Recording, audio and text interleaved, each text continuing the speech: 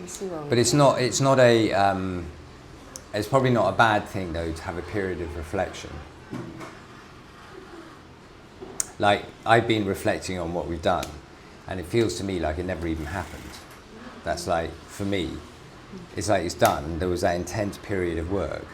And when I think back and I look back at like all the struggle of getting it done, not just, for me, it wasn't just the struggle of delivering the program.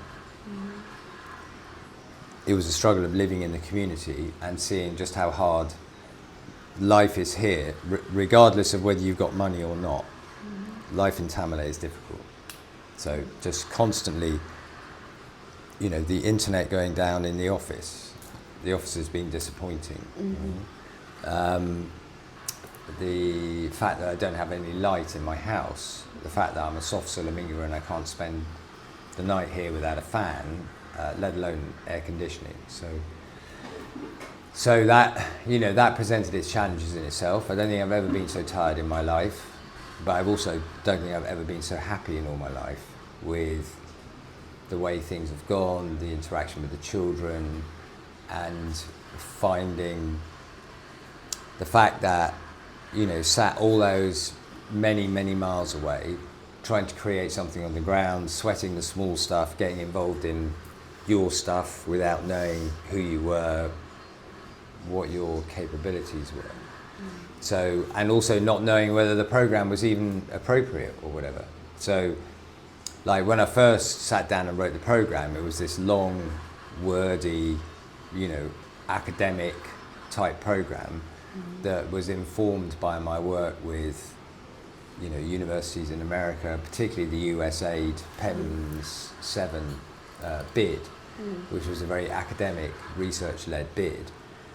So for me, stripping down the program and stripping it out was a bit of a revelation. And I also felt that the program could even be even shorter.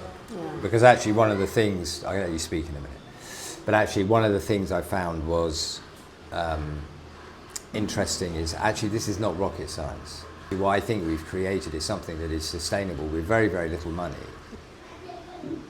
Leaving aside your unique abilities that we found on this program, you know, there is an abundance here of talented people who could easily be employed to deploy this program very simply. So. It's true. It's been an incredible journey, to be honest with you. Especially I have abandoned it for some years. I've not been into schools again. Even though I did have confidence that I was going to deliver this successfully, but in a way I was still thinking about, hey, I've never done human trafficking. I know I'm good at mobilization, facilitation, co-creation, but I didn't even know the talents of co-creation until you came in. I just thought I'm planning my work and all that. I didn't know that was co-creativity. At some point, I've actually been thinking about it. Oh, how am I going to do this delivery? I know I've been in schools, but this is about human trafficking, right? I've never done that. And I really do not want to disappoint this man, especially being the fact that I was a recommendation. It actually was a bit scary, but it also made me to study, go back to read about my facilitation skills, things to improve. And the good thing was that the language, thank God I was able to maneuver everything into the local dialect, else it could have been bizarre, you know. So the good thing was that I was able to see a lot of those things in Dagbani, and the kids were able to grab it. I'm very thankful. It was not an easy journey. It might look so, but it wasn't an easy journey. I had sleepless nights. But I mean, you made so many points there. So for me, I also feel the same way. Not that I don't want to see you. I don't feel that way at all. In fact, I would be bereft to leave you after all the care and love you've shown me, all the integration into the community and setting me up here and looking out for me, and in the early days coming around 3 times a night to make sure I was in bed and locked up and not being taken away, and making sure my bike was put away at the right time and everything else. So, but I also like your depth of reach into the community has been outstanding. I mean, in terms of the way you're able to reach into the community, get their buy-in, get the women to turn up for the out-of-school school girls groups. It's been amazing. And, you know, I've also been on the same journey as you, because I never thought this was possible, because I thought that having lived experience meant nothing. You had to have a degree and you needed somebody to rubber stamp the fact that you were okay to do this. But actually, the truth of the matter is that anybody can do this if they have an interest in the subject. It's just a question of doing your due diligence, particularly around the safeguarding, which we even sort of had our own experience around the safeguarding and realised how important it was. I mean, not that we had any safeguarding issues, but you and I could both see that there was potential for safeguarding issues, so that was really important. The other thing for me was about the learning on the journey, because actually even now the outcome for me is almost less impressive than the journey that we've both been on, because I have felt so alone and isolated for 3 years. And obviously it's not the same, you and I being 3,000 miles or whatever it is away. There is nothing like two people being in the same room, driven by the same mission. And I've also stepped up and learnt a lot. I learnt a lot from you and Shaban in terms of how you facilitate, how you control the children, how you keep their interest, how tolerant and patient you are of the different individuals in the classes. I've been amazed by the superstars in those classes who have really stepped up and engaged, got really into the plays. But for me, the best thing I'm taking home is actually a personal thing, which is I actually kind of grew up a bit on this project, and I know now, I've got stronger legs to go and seek funding for further projects. I also know now that I've been on the wrong funding trail. I've been led by a funder that, or a grant writer that's looking at the wrong level of funding. What we need are small pockets of $5,000 or $10,000, and you know, $10,000 would, now all the cost is done, you know, in terms of production of materials. Okay, we got to produce the handouts that we did. We don't need to produce T-shirts or anything like that, and the staff is relatively low cost. And of course, you would have to network into other communities, but that wouldn't take you long, based on your relationships with the senior members in the communities we work with. So. I mean, it will be what I have found here has been beyond my wildest dreams. When David, the driver I've worked, you know, he and I have travelled all the way through the north for many days together. Some of it even with a live goat in the back of the car. But when he came here yesterday morning to pick me up to go to Larabanga, he couldn't get over that I was living in a compound house. And I was thinking, why do you think that's strange? Because what I found here is an amazing community.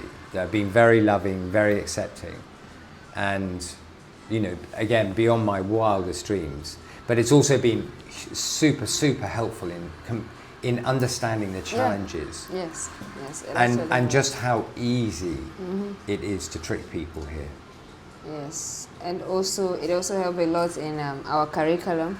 Imagine if you hadn't stayed here, me trying to convince you that we need to break down the curriculum would have been so something else. But, is Mariam being lazy or why? But the fact that you stayed in here a week, right, before you returned and came back for the main pilots, you saw that no, this is way... It's way too complicated, way beyond what we need. Yeah, so I think living in the community, if not for your personal reasons, have actually helped a lot with help. Yeah.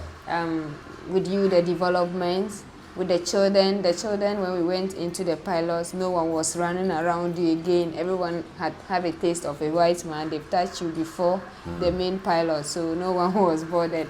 And That's true, actually. The fizz went out of yes, it. I was yes. really happy for that, Yes, because it was yes. such a distraction. Because we were so worried and I got it. scabies. So Yes, and the last time you got stay. So we're all worried about the main pilot, they running all over you. But you are living within them. They know every day they can see you even after school. So no one was running around you. Yeah. And living in the community has actually, a lot of people didn't know me that well around here. They basically didn't even know the job I was working with. They just know that she works with an NGO. But they didn't know. But you came into the community, you comported yourself so well. You love everyone around you. And you live like a commoner. You even live like a commoner than me. And it makes people got to know me too well. And I mean, when I hear people talking about trafficking now in the community, it's like they're just talking. Right. Yeah, I remember one woman met me down and said, "Hey, when your boss, you're talking about how they are deceiving our children and they are taking them away. Oh, thank you very much." The last time, people are now discussing it like a normal topic in the community. Wow. Yes, and I'm so happy about that. That means all our effort has not gone wasted, especially the community events. People listen, just that my people with money, else they actually listen a lot, and they're able to just understand it to the basics. I was thinking it's still higher than them, but they just narrow it to their level of understanding. And people are not even afraid of going for kaya because they don't know. Yeah, a lady shared that, came to my house this morning and said they called the younger sister to come to a provision shop, and she declined. Right. When they asked her why you declined, Mariama and the boss called us and said they can take you that way and it will be, they are deceiving you. They said no, this woman is a genuine person, so they have to take the sister there, the elder sister, to witness the store, know the woman before she handed over. I think these are all positive things. I wasn't actually expecting them to take it so serious. Because I know at the end of it, when money comes, they are going to, but these people took it so serious. And they are implementing it in their daily activities. And that alone is a very big thank you to you. And that's why it even makes me so emotional and sad that not everyone can get to enjoy this. Like you said, we don't need money full of a room. We don't need billions of euros to run this project. We just need small money, financial stability to go on with this. And I wouldn't mind sacrificing my time in doing this if it is actually going to help a lot of people without any salary or anything. I just want to make sure that has always been my passion, to get results, positive results and all that. And I'm glad people are adapting to it. Knowing you, they know that you are genuine, you are living within them. Even when I use you as an example in my translation, sometimes they just look at you and smile. I mean, they trust you. They are not even afraid. I mean, sometimes I said, you can see Mr. Kofi within us, and Mr. Kofi said, okay, I've been living within you. I'm taking you to UK, then you trust him. He could be a trafficker. They'll just look at you and smile. No one believes me, I know, right? And they said, maybe they asked him, if he was, would you have associated yourself with him? I mean, so that alone actually helps and make them believe it. And we have stories, people you have rescued. We have a survivor who is living in Tamale. I mean, everything it's just so genuine and true that, and above all, people actually, we are getting positive response from it, from people in the community, not just students, but community members who have not even started in P1. They have not been to school. Yet they understood this curriculum, what you came up with. They understood it. You are not even living in the community, but what you have brought from your side, people actually understood it so clearly. Because I wouldn't have co-created anything if there was nothing. Yes, I'm only able to co-create it and make it simple for them because you brought up an agenda. I've been here wasting. I can have it, but I don't know what to do. I know what you mean. So without you, nothing would have actually been very positive. And I've worked with, like I said already, I've worked as a project officer for 6 good years. People have always been disappointing me. I mean, beneficiaries. You try, you suffer, educate them, give them information, empower them, only for them to disappoint you at the end. They don't even understand what is happening. This one, people actually understood. And the fact that they are implementing it, and they are even in the same community with me, I'm seeing it. I'm so happy about that. And it shows that I've done something. Yeah. Even if no one applaud me, I'm definitely going to applaud the team because we've done so well.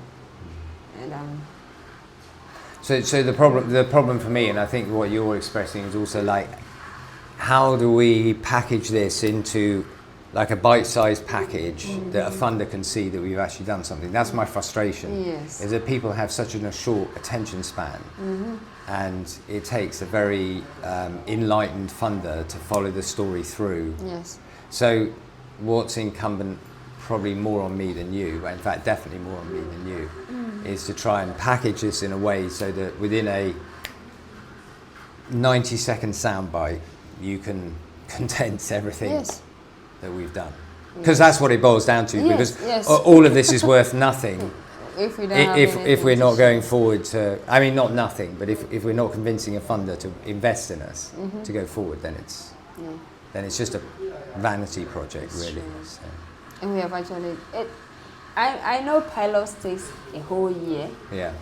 How many, we took how many? So we've done 6 weeks of the actual. Incredible work. Yeah. And we are even getting positive results. Yeah.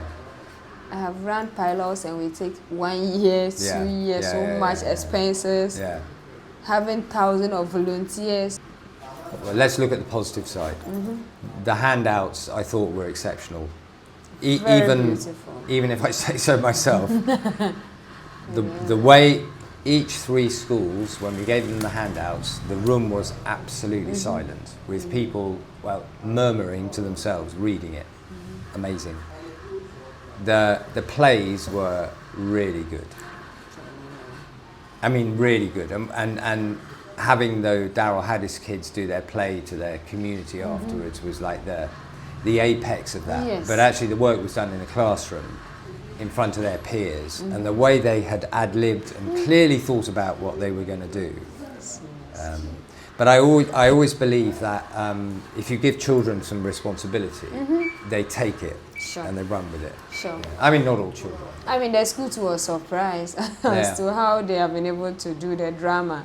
They haven't even started doing drama in the schools yet. Right. But these children were able to pick it up so fast. But we literally gave them 1 line each or 2 lines each. And they went and made a marvelous effort out of Yeah. it. And I see why they wanted to act about we're all busy. We didn't talk about that. Yeah. I mean, the ankles parts. Yes. I know where they were heading to. Right. Maybe in the next future they will do that. So explain that. Yes.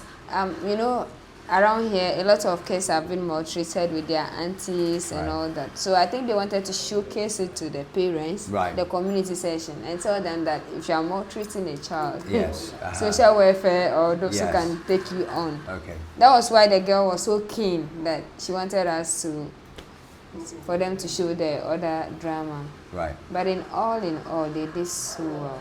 Yeah. Yeah, it's with Adara. And how important do you think it was that it was delivered in both Dagbani and English? Very important because, like the kids themselves said, the English, even kids in school are not able to comprehend English that fast and easy. But the Dagbani, everyone is going to understand it, apart from the written one that is difficult to read by a lot of them. But if it has been said, that is what they use daily in their communities and in their homes. Right. So it makes understanding very cheap and easy for them. And it was good. It was good also. Just going back to handouts, the amount of reach that the handouts had in a very short period Yes. of time. And the good thing about the handout was the fact that you didn't just write and go. Yeah. There was images. Yes. Because that still boils down to the fact that they can't read very fluently. Yeah. And they were trying. I remember a boy was reading then, which word was that? He has to draw my attention. I said this word. And I mentioned it out to them. So the fact that there was images, even if they are not able to read well, they can use the images and understand what was going. So the images were so perfect. Well, it was surprising how many of the boys mentioned the story about the football. Yeah. Because that was very relevant. Because a lot of them are into football. Yeah. Boys and girls. Yeah, boys and girls.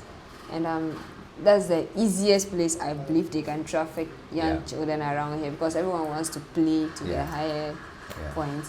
So anyone that comes around can convince the parents, both parents and the child. And the naive trust that parents place in Sulamingas and people who appear to have resources as well, like the man in Bolgatanga who tried to pass over his 10-year-old daughter to someone. Yeah, people around here trust that. Because I always say this, poverty is not lack of money, but lack of the ability to do something you are lacking. But a lot of people around here don't understand that. We all think. So explain that, because I've also got a view on poverty as well. Since because I don't think it's actually lack of money, cash. Yeah. But maybe you have the ability to use your hands to do some skills. Yeah. You will not do it. You relax at home. Yeah. You have the ability to go and farm. You have the ability to go and hustle on the street. But you still sit at home and say, I'm poor, I can't do this, I can't do this. Even if they give you money, it will still end if you are not using your hands or your ability that you have in you. Right. So that's what I always tell my people around here. But immediately we see a stranger or even a Widina that has resources, we believe that, okay, I'm too poor, he's rich. So I put all my problems to the person. Right. But it might not be the same thing. They have their trust on those that have resources and white men. So I've also got a view on poverty that I hadn't realised before I came here, and that is, I mean, it sounds obvious, but poverty is not a look. Now, you cannot tell who's poor here. No. and that's because people are living proudly and suffering, but they don't want anybody. They don't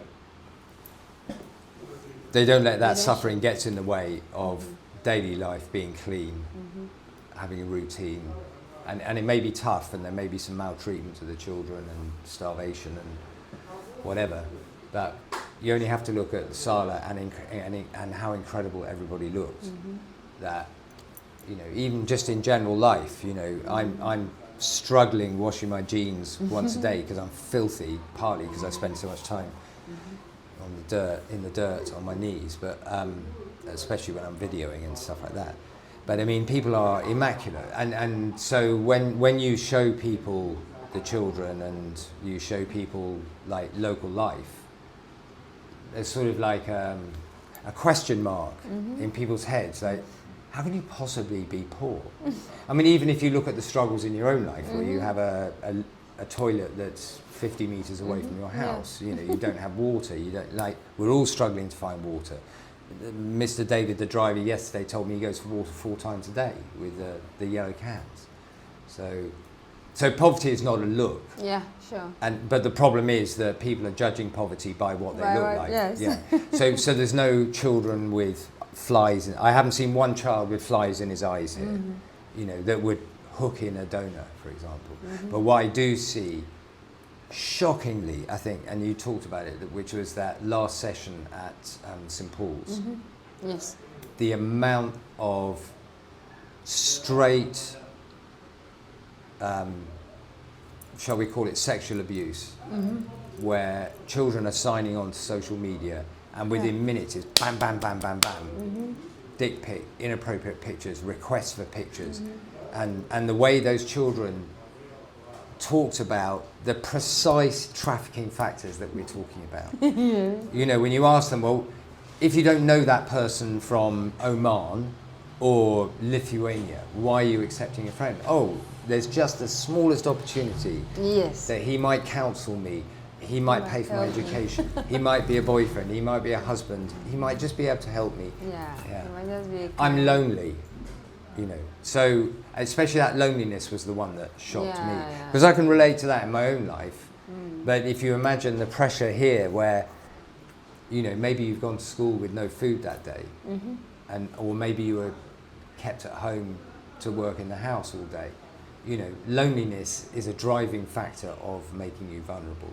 So, and that's about, you know, many factors: community, living in family. I mean, the other staggering thing for me was how many children don't actually live with their biological parents. Yes. You know, I think we were hearing numbers around 50% of each class living with a relative, and sexual abuse. Not that we covered that, but sexual abuse from my work with ECPAT, you know, 80% of the time it's a It's a relative in the household that's abusing the child. It's not a stranger abuse. Yeah. I think where we, if I can like look at the negative sides for changing, I mean, I think what we missed a bit of a trick around the grooming.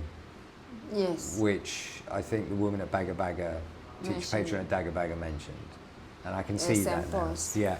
And actually when I was writing the programme originally, that was always in the back of my mind, to draw the similarity between the grooming that traffickers use and the grooming that boys use to get sex or transactional sex with girls. So, yes, we didn't actually tackle a lot deep into the grooming, and she was right about that. She noticed it. The least we could have done is actually drawing a line, or just set the scenario, the boy and the girlfriend scenario. That would have perfectly helped. yeah. But I think with all that, they still get it.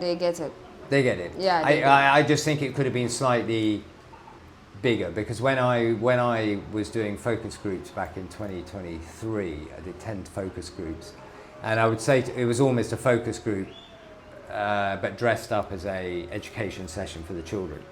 And when I explained grooming to the boys, and then I said, well, are there any similarities between that and the way that you encourage girls for transactional sex?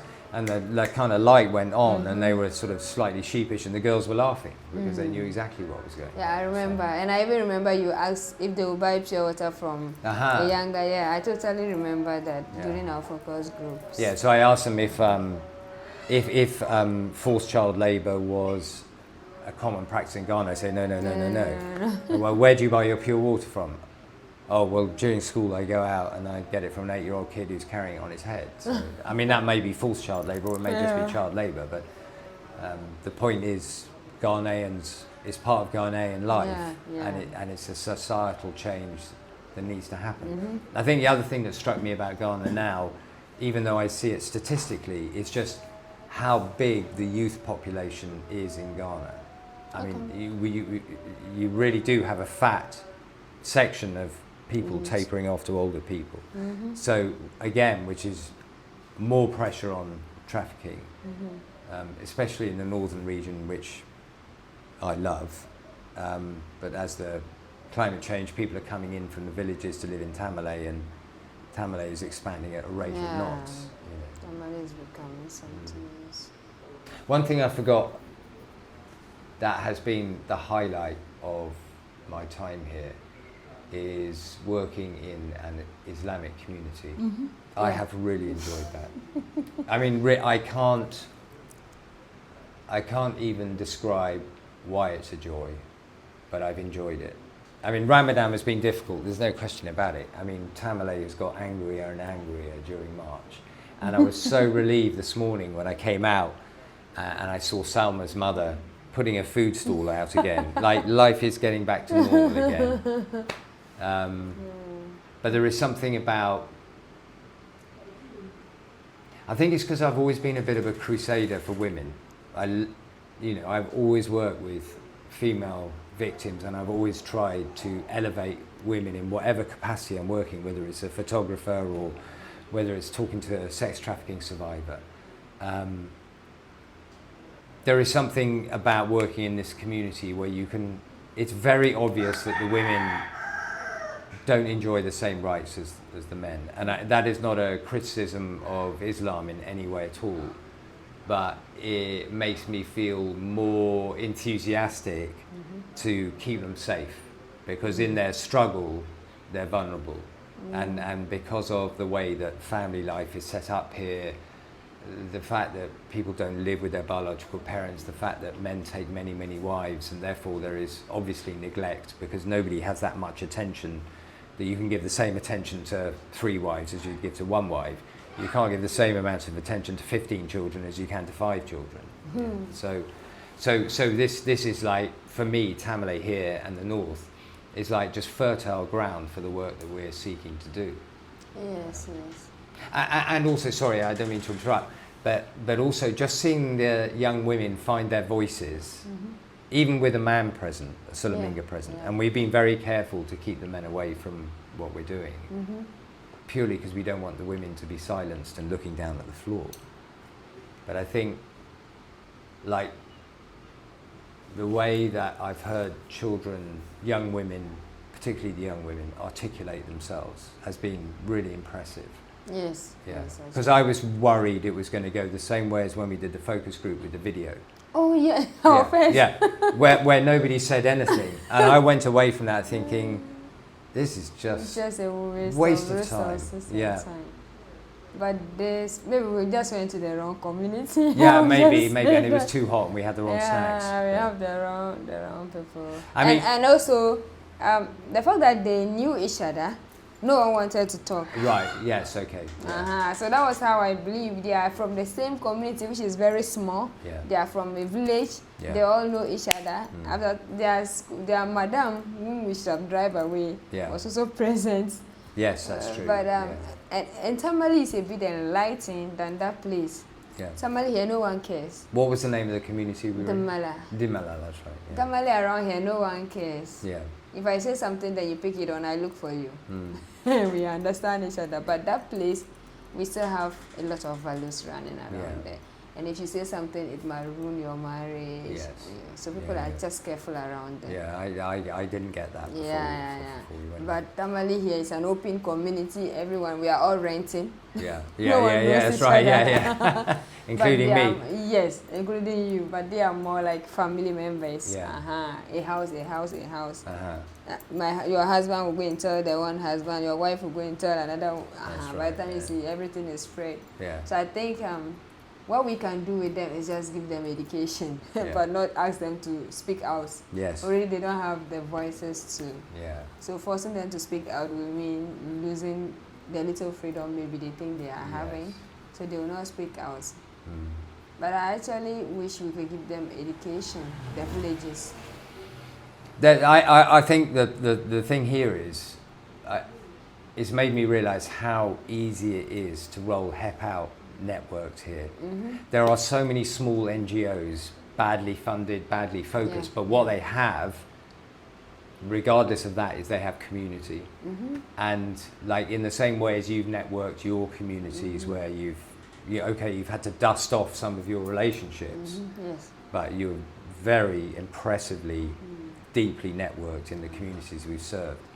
And there is a ready audience through all those NGOs who are looking for activity and things for their communities to do. So, it wouldn't be hard to see, going into even the We North community, let's just take one NGO, but even the We North community of electricians or whoever it may be, Girls Empowerment Mission, whatever, there's hundreds of them. Yeah. It wouldn't take long to get around all of those Yes, organisations yes, and yes, network. yes. And I do believe that doing what we've done, which is focusing on one message, even though we may have to attach in the future an empowerment project to that, which I'm keen to do. Yeah. But sticking to our one thing, which has always been our dream, I think has been hugely important because we've not Yes. been distracted by Yes, anything yes, else. yes. We're there to deliver a message. So. Yes. For community mobilization is very important, and everyone that works with an NGO will attest to that fact. Because if you have every resources, you have everything you need as an organization, and you are bad at community mobilization, your program Yes. will always result in a negative, Absolutely. in a poorly way. Yeah. You call for meeting at 10 and they will come in around 12. Yeah. By And we've then had you have- none of that. Yeah, we have none of that. We've had early They will not arrivals. even participate. Yeah. Yeah, community is actually very key. And that was why when we first met, I was just so praying that I should be able to convince us to stay in Tamale instead of Walewa. Right. It's Yes. easier Yes, because yes, I yes. have no connection there. And I don't know how that is going to turn out if we end up going there. Yeah. But Well, it'll turn out very well because I think we'll end up capturing someone from that community. Yeah, And sure. yeah. And what happens around here, I think HEP has a very strong pull because, like I mentioned, organizations are here, but they don't have that community mobilization spirit. Right. So if they know that this organization is good at community mobilization, what they do is partner with you, Right. bring a project up, then you bring your community members, then you have 50-50. Right. Yeah. So I think it's just about how we are putting up our resource out there. Yeah. The resource after everything that will determine whether we are worth it outside there or not. No, but we're partners in HEP, first and foremost. Yeah, we're friends, but we're partners in HEP. Yeah, I understand. Yeah. Regardless if HEP continues or whatever, you know, it's part of your legacy as well as mine. So, and it's been very important for me to round this off as a kind of legacy project, see the impact. And in a way, you know, it reminds me of the conversation we were having about advocacy. You know, we're both much more able to advocate for what we're doing now. Yeah. Because you understand more, having delivered it intensely for 5, 6, 7 weeks. Yeah. I understand more now. So you can't beat experience. And you can't beat the fact that you've got something over the line. I've met many people in paid employment who never, you know, and they're dealing with human trafficking survivors and they've never even met one. So yeah. You know, and they're getting a salary. I agree with you, and they get their salary. Yeah. So these people and us are going to have total difference when you get into the field. So that's why a lot of people say with the NGO work, it goes with the experience than the degree. Yes. Yeah, people will come with the certificates and they barely can do nothing on the field. That's right. They just know how to sit behind computers, draft things, and they get paid for it. But the later is always the very fun, important, and resourceful that is being within them. Yeah, I've learned that. I've learned that. I didn't think it was worth anything, but yeah, it is. Yeah. It is. Mariama Adam. Mr. Angus Thomas. Look me in the eye. Thank you. Thank you too. Look me in the eye. Oi, oi, oi, oi, oi. I mean. That is hard, right?